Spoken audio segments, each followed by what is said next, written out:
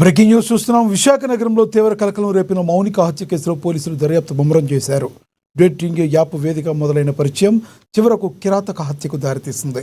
నిందితుడు రవీంద్ర తన ప్రియురాలు మౌనికను అతి దారుణంగా హత్య చేసి శరీరాన్ని ముక్కలు ముక్కలు చేసి ఫ్రిడ్జ్లో దాచిన వైనం వెలుగులోకి వచ్చింది.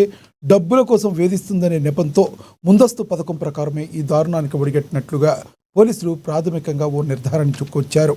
ఇప్పటి వరకు మౌనికకు 3.50 లక్షల వరకు ఇచ్చినట్లు రవీంద్ర పోలీసుల విచారణలో వెల్లడించారు. రవీంద్ర ఉద్యోగ ఐడి కార్డు తీసుకుని మరింత డబ్బు ఇవ్వాలని మౌనిక తనను బ్లాక్మెయిల్ చేసిందని నిందితుడు ఆరోపిస్తున్నాడు. అపార్ట్మెంట్కు వచ్చిన కాసేపటికి ఇద్దరి మధ్య తీవ్ర స్థాయిలో ఘర్షణ జరిగింది. ఆపై రవీంద్ర దాడికి దిగాడు. హత్య కోసం రవీంద్ర ముందుగానే గాజువాకలో కత్తులు కొనుగోలు చేసినట్లుగా పోలీసులు దర్యాప్తులో తేలింది.